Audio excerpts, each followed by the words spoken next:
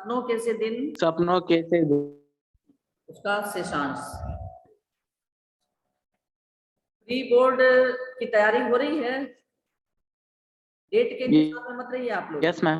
हाँ, जो आपका पोर्शन है सेकंड टर्म का, क्योंकि अब एमसीक्यू नहीं है क्वेश्चन, अब आपको लिखना है, सब्जेक्टिव है, ठीक है। तैयारी भी उसी अनुसार होनी चाहिए। हाँ, तो उस दिन मैंने पढ़ाया था सपनों के से दिन, पाठ का भी मैंने शीर्षक के बारे में भी आप लोगों को बता दिया था कि लेखक गुरदयाल सिंह सपनों के से दिन पाठ को किस संदर्भ में कहते हैं। और ये हमारी ही, आपकी और हमारी कहानी है कि बाल्यावस्था में क्या स्थिति होती है, विद्यालय में जब गर्मी की छुट्टियां होती है उस समय का वर्णन है। ये सवाल तो 15 भी आसानी से रोज निकाले जा सकते हैं। यहीं तक समाप्त हुआ था। अब इसके आगे यहीं तक हुआ था ना उस दिन 2 तारीख को। हाँ बोलो, 2 तारीख को यहीं तक हुआ था ना।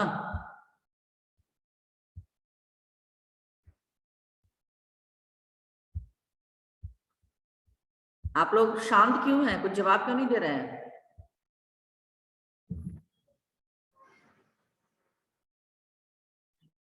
मेरी आवाज पहुंच रही है आप लोगों तक? हाँ यस मैम। हाँ, तो यहीं तक हुआ था ना। Yes ma'am. उसी को बताओ कि हाँ यहीं तक हुआ था।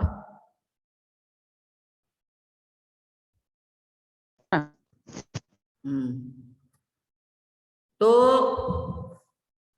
जब ऐसा हिसाब लगाने लगते तो छुट्टियां कम होते होते जैसे भागने लगती। अब मैथ्स के यानी हिसाब के जो मास्टर साहब थे वो 200 सवाल बच्चों को दिए थे, उससे कभी भी कम नहीं देते थे। किंतु बच्चे जब सोचने लगते थे, डर भुलाने के लिए सोचते कि पहले तो वे लोग अंदाज लगाए थे कि 10 सवाल प्रतिदिन बनाएंगे, फिर उन लोगों ने हिसाब लगाया कि 10 क्या 15 भी आसानी से रोज निकाले जा सकते हैं। जब ऐसा हिसाब लगाने लगते तो छुट्टियां कम होते होते जैसे भागने लगती। अब बच्चे घबरा जाते थे, उनके हाथ पांव फूलने लगते थे, भयभीत हो जाते थे कि अब तो छुट्टियां खत्म हो रही हैं और अब कैसे हम लोगों का होमवर्क पूरा होगा। दिन बहुत छोटे लगने लगते हैं, ऐसा महसूस होता जैसे सूरज भागकर दोपहरी में ही छिप जाता हो। जैसे जैसे दिन छोटे होने लगते स्कूल का भय बढ़ने लगता। अब छुट्टियां जो है वो धीरे धीरे समाप्ति की ओर थी और बच्चों का भय जो है वो पूरी तरह से उन पर हावी होने लगा। हमारे कितने ही सहपाठी ऐसे भी होते जो छुट्टियों का काम करने की बजाय मास्टरों की पिटाई अधिक सस्ता सौदा समझते। ये बात जो है इससे बच्चों की मानसिकता, उनकी मनोवृत्ति का पता चलता है। कुछ बच्चे ऐसे होते हैं, लेखक यहाँ कह रहे हैं कि कितने बच्चे ऐसे थे उनके साथ पढ़ने वाले सहपाठी जो छुट्टियों का काम करने की बजाय मास्टरों की पिटाई खाना उनके लिए ज्यादा पसंदीदा था। वे उसे सस्ता सौदा समझते थे कि अरे क्या हो जाएगा, सर मारेंगे ही ना, मार खा लेंगे, लेकिन होमवर्क पूरा करके नहीं ले जाएंगे। और जो आप में से भी कुछ बच्चे करते हैं, सोचते हैं कि मैडम आराम से डांटेंगी, फटकारेंगी, सुन लेंगे, 2 दिन 4 दिन 5 10 दिन बाद जमा करेंगे, क्या फर्क पड़ता है। तो ये इस मानसिकता के बच्चे उस समय भी थे, आज भी हैं, आगे भी रहेंगे। क्योंकि जो मानव की मूलभूत जो वृत्ति होती है, मनोवृत्ति होती है, वो बहुत आसानी से परिवर्तित नहीं होती है। हम जो पिटाई से बहुत डरा करते उन बहादुरों की भांति ही सोचने लगते। अब लेखक कह रहा है कि हमें मास्टरों के डर से, बहुत पिटाई से बहुत भय लगता था, बहुत डर लगता था, लेकिन हम सोचते थे कि नहीं, कम से कम गृह कार्य जो मिला है उसे पूरा करके ही जाएंगे, हम मार नहीं खाएंगे। ऐसे समय हमारा सबसे बड़ा नेता उमा हुआ करता। अब इन सभी बच्चों का जो समूह था उसमें उनका मुख्य नेता कौन था? उमा, जो बिल्कुल पढ़ाई करना उसे पसंद नहीं था और वो कभी भी गृह कार्य को पूरा नहीं करता था। तो ओमा क्या करता, हम सभी उसके बारे में सोचते कि हमारे में उस जैसा कौन था। कभी भी उस जैसा दूसरा लड़का नहीं ढूंढ पाते थे। उसकी बातें, गालियां, मार पिटाई का ढंग तो अलग था ही, उसकी शक्ल सूरत भी सबसे अलग थी। वो अपने नाम के अनुसार ही था, ओमा, हाड़ी जितना बड़ा सिर। अब यहाँ ओमा के बारे में यहाँ वर्णन किया जा रहा है कि सब लोग सोचते कि ओमा के जैसा दूसरा कौन बच्चा है, लेकिन पता चलता कि पूरे स्कूल में ओमा के समान दूसरा कोई बच्चा नहीं था। अब उसकी शक्ल सूरत का वर्णन यहाँ लिखा कर रहे हैं कि हाड़ी जितना बड़ा सिर, बड़ा हांडी होता है उतना बड़ा सिर, उसके ठिकने 4 बालिश्त के शरीर पर ऐसा लगता है जैसे बिल्ली के बच्चे के माथे पर तरबूज रखा हो। यानी पूरा शरीर ठिकना और माथा शरीर के हिसाब में बहुत बड़ा। तो उसको देखकर ऐसा लगता था कि बिल्ली के बच्चे के सिर पर तरबूज रखा हो। इतने बड़े सिर में नारियल की सी आंखों वाला बंदरिया के बच्चे जैसा चेहरा और भी अजीब लगता। और इतने बड़े सिर में नारियल की सी आंखों वाला, आंखें जो थी बड़ी छोटी छोटी, और वो देखने से लगता कि बंदरिया के बच्चे जैसा चेहरा। लड़ाई वह हाथ पांव नहीं सिर से किया करता। यानी उसका सिर इतना बड़ा था, हाथ पैर तो बहुत छोटा छोटा था, तो लड़ाई कैसे करता, सिर से। जब सांड की भांति फुंकारता, सिर झुकाकर किसी के पेट या छाती में मार देता, तो उससे दुगुने तिगुने शरीर वाले लड़के भी पीड़ा से चिल्लाने लगते। वो दौड़ कर आता, और जिस तरह से सांड अपने सिंग से किसी पर भी प्रहार करता है, ओमा भी ऐसे ही करता।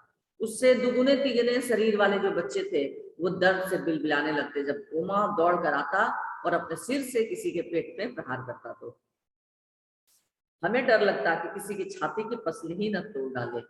उसके सिर की टक्कर का नाम हमने रेल बम्बा रखा हुआ था। रेल के कोयले से चलने वाले इंजन की भांति बड़ा और भयंकर ही तो था, इसलिए बच्चों ने उसका क्या नाम रखा था, रेल बम्बा। अब लेखक कह रहे हैं कि हमारा स्कूल बहुत छोटा था, केवल छोटे छोटे 9 कमरे थे जो अंग्रेजी के अक्षर एच की भांति बने थे।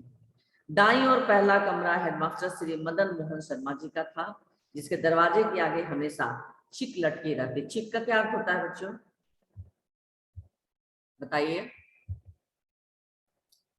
चिक का क्या अर्थ होता है? हाँ,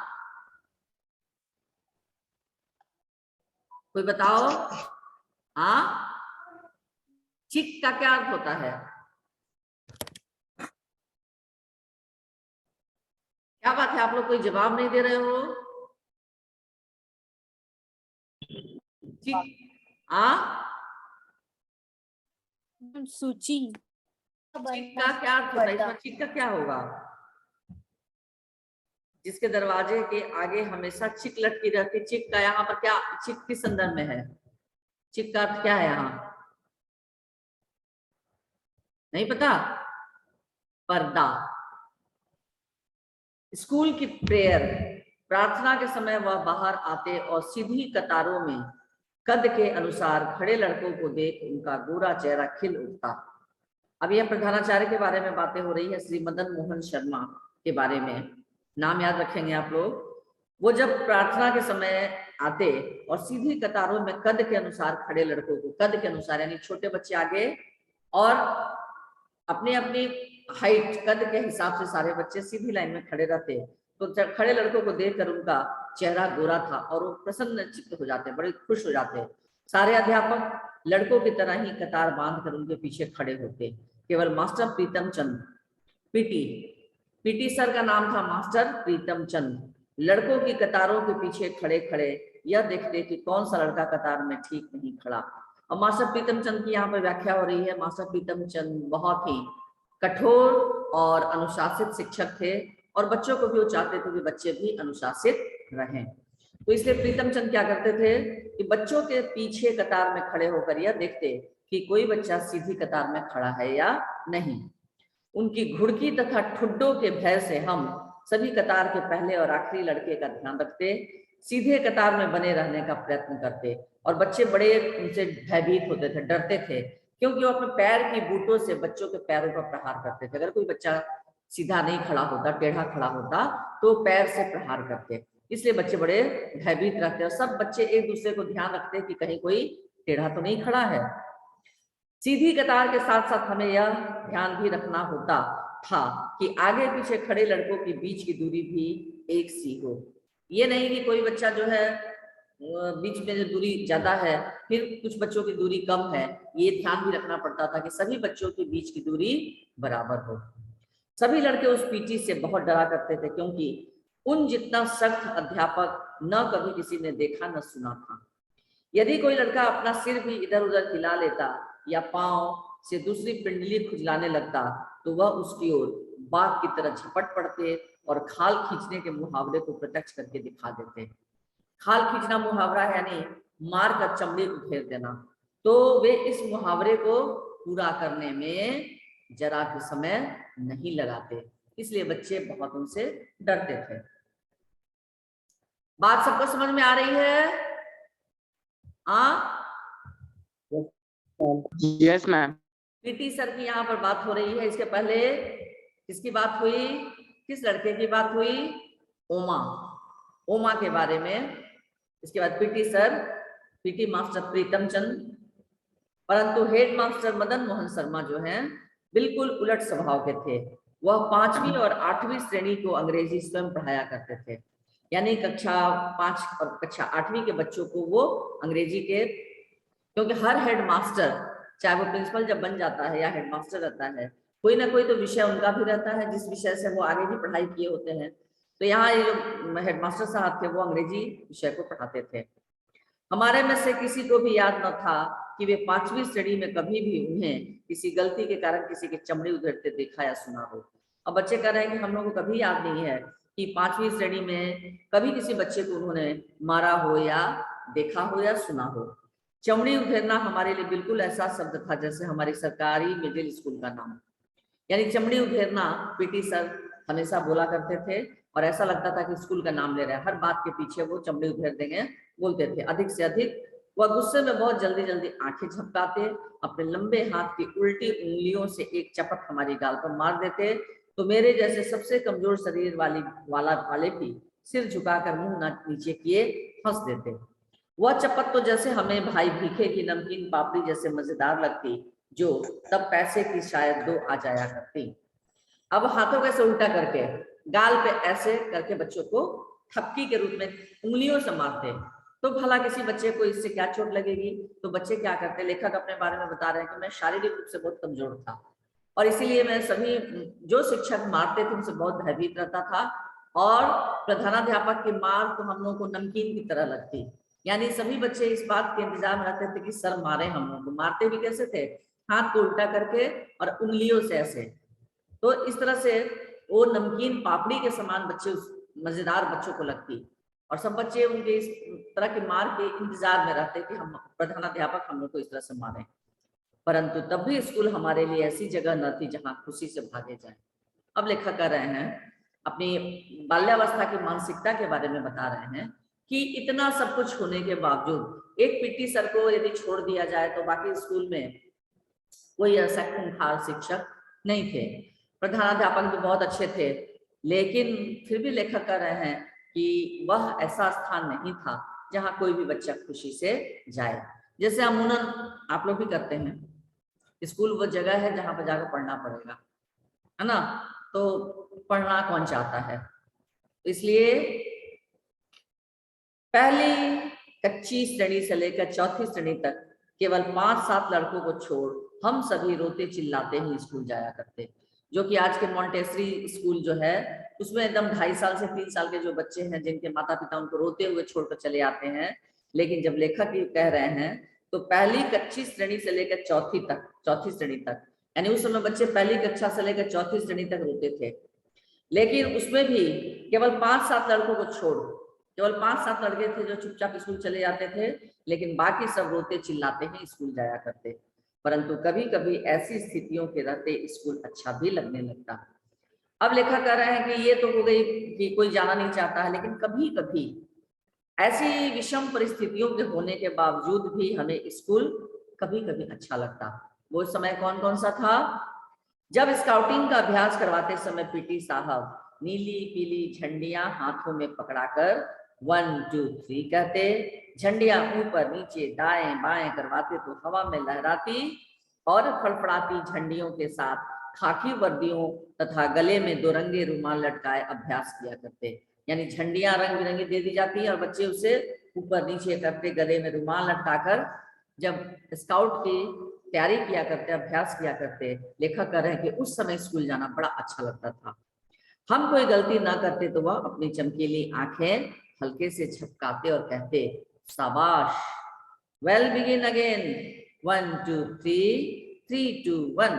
उनके एक शाबाश ऐसे लगने लगती जैसे हमने किसी फौज के सभी तमगे जीत लिए हों। कभी यही एक शाबाश सभी मास्टरों की ओर से हमारी सभी कॉपियों पर साल भर की लिखी गुड्डो यानी गुड का बहुवचन से अधिक मूल्यवान लगने लगती।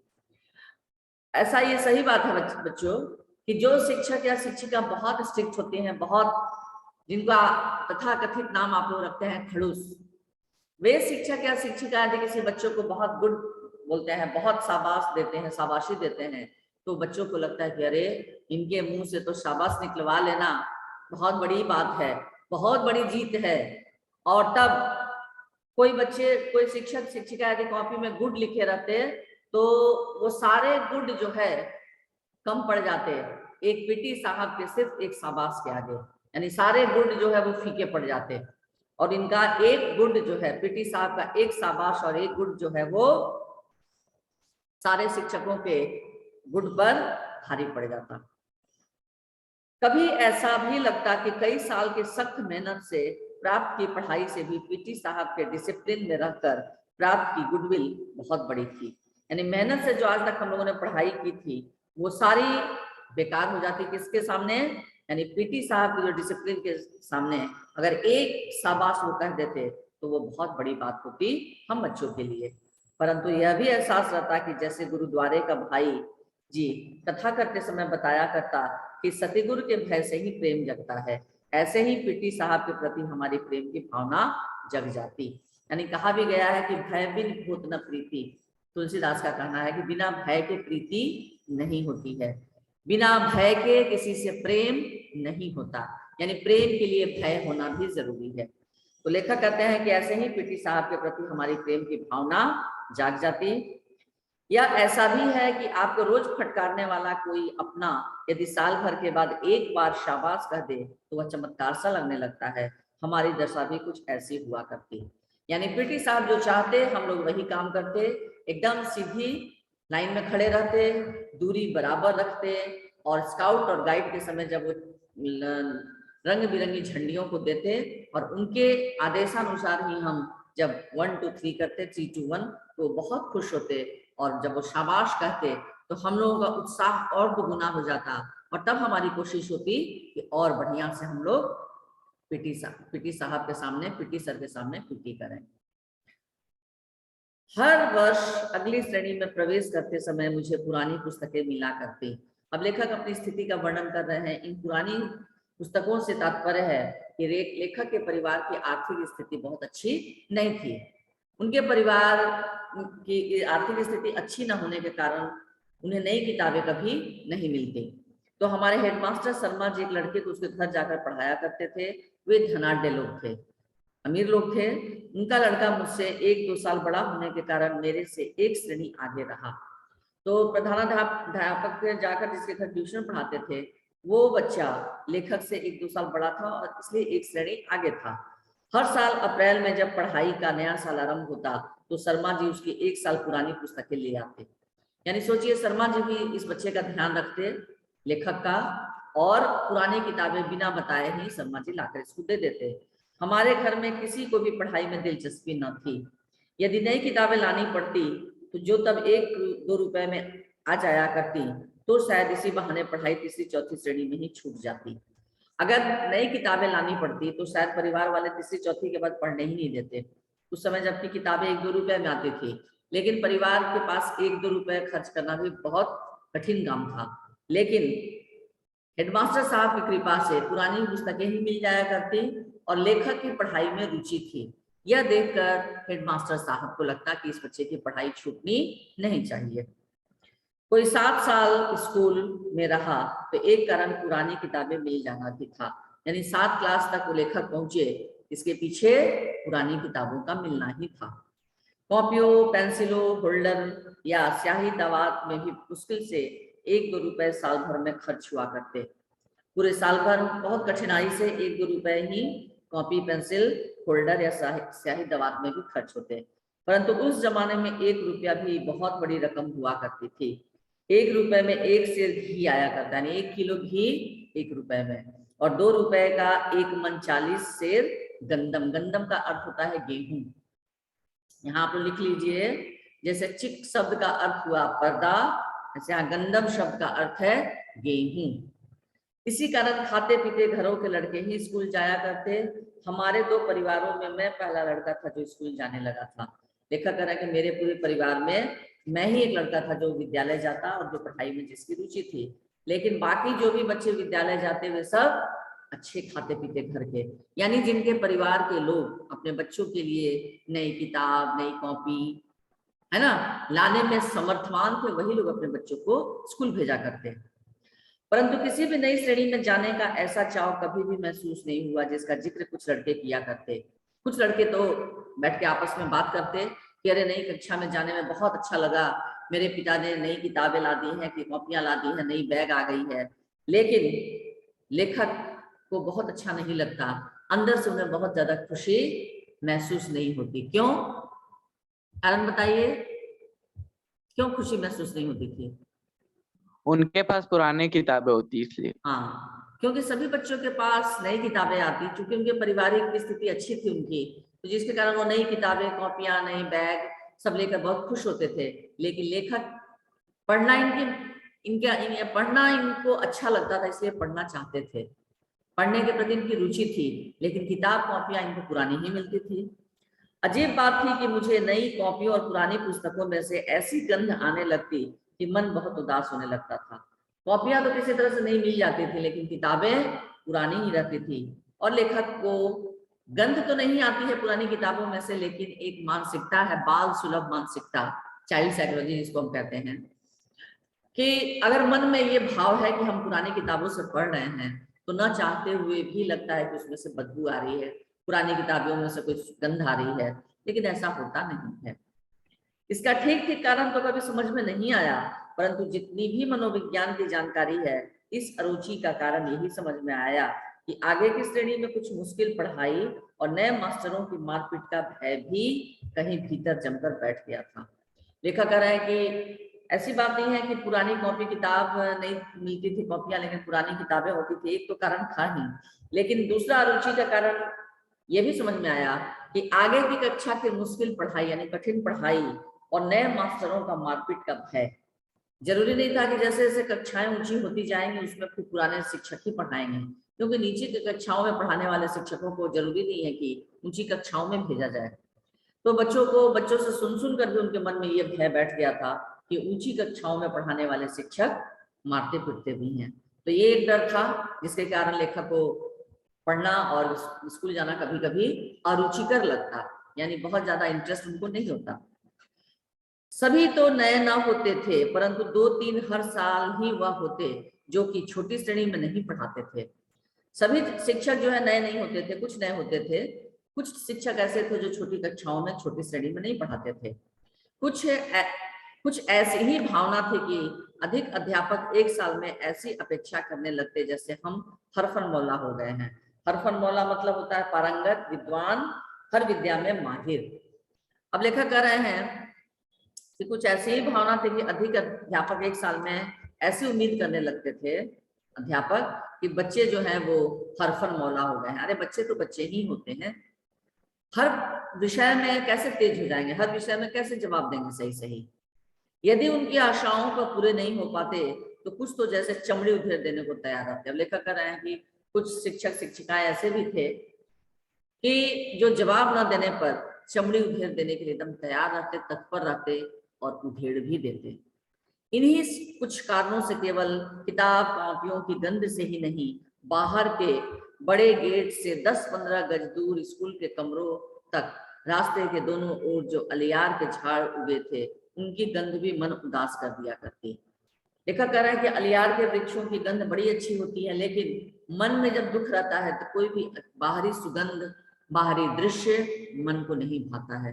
तो लेखक कह रहे हैं कि स्कूल के अंदर की जो स्थिति थी, जो अनुशासन था, मारपीट का जो क्रियाकलाप था, ये सारी चीजें भी अलियार के सुगंध से मन के अंदर से भागती नहीं थी, मन के अंदर से हटती नहीं थी। जो भय शिक्षकों के प्रति था वो मन में बनी ही रहती। अब लेखक कह रहे हैं कि परंतु स्कूल एक दो कारणों से अच्छा भी लगने लगा था। एक दो कारण क्या थे? मास्टर प्रीतम चंद जब हम स्काउटों को परेड करवाते तो लेफ्ट राइट की आवाज या मुंह में ली व्हिसल से मार्च कराया करते। वो लेफ्ट राइट करते मुंह से या मुंह में व्हिसल लेकर वो मार्च कराया करते, मार्च पास्ट। फिर राइट टर्न या लेफ्ट टर्न या अबाउट टर्न करने पर छोटे छोटे बूटों की एड़ियों पर दाएं बाएं एकदम पीछे मुड़कर बूटों की ठक ठक करते अकड़ कर चलते तो लगता जैसे हम विद्यार्थी नहीं बहुत महत्वपूर्ण आदमी हो, फौजी जवान।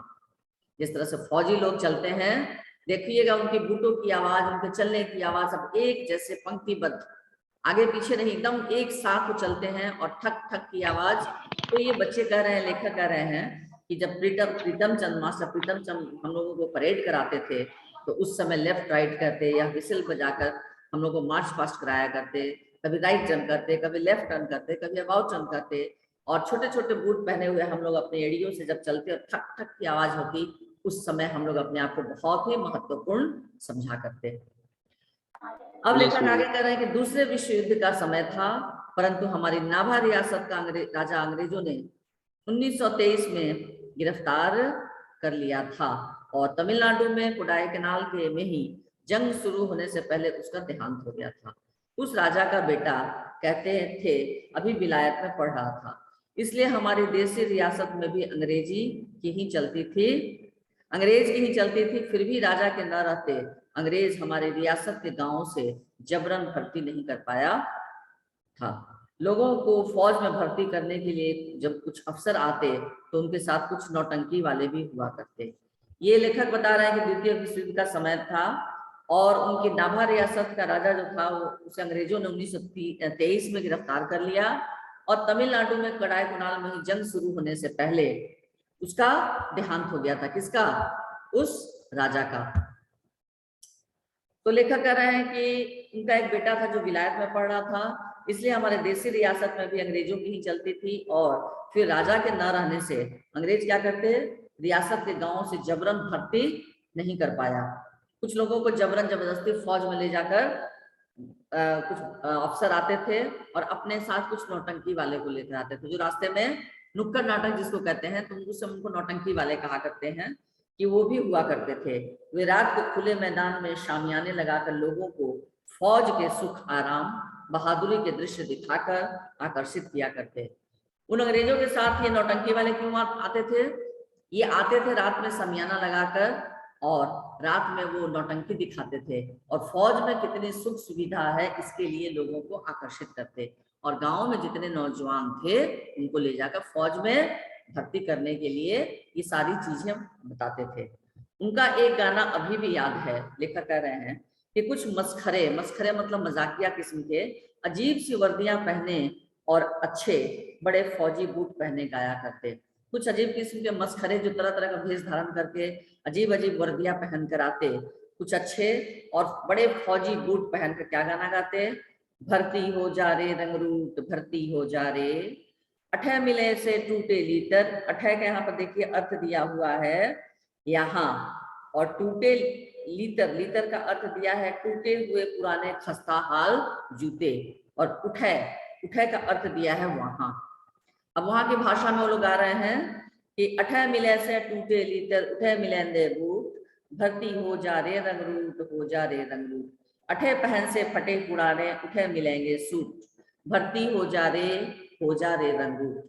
वो लोग कहते थे कि यहाँ तो तुम्हारी स्थिति या तुम्हारी हैसियत नहीं है कि तुम जूते पहनो, यहाँ तुम रहोगे तो तुम्हें फटे हुए जूते पहनने पड़ेंगे, वहां तुम्हें बूट मिलेंगे, तो इसलिए सेना में भर्ती हो जा रे रंगरूट। फिर कहते हैं अठे पहन से फटे पुराने, यहाँ रहोगे तो तुम्हें फटे हुए वस्त्र पहनने पड़ेंगे, कपड़े मिलेंगे, वहां तुम्हें सूट मिलेंगे पहनने को, भर्ती हो जा रे रंगरूट। इस तरह से लोगों को आकर्षित करने के लिए ये नौटंकी वाले आया करते थे। इन्हीं बातों से आकर्षित हो कुछ नौजवान भर्ती के लिए तैयार हो जाया करते। अब लेखक कह रहा है कि कभी कभी हमें भी महसूस होता कि हम फौजी जवानों से कम नहीं।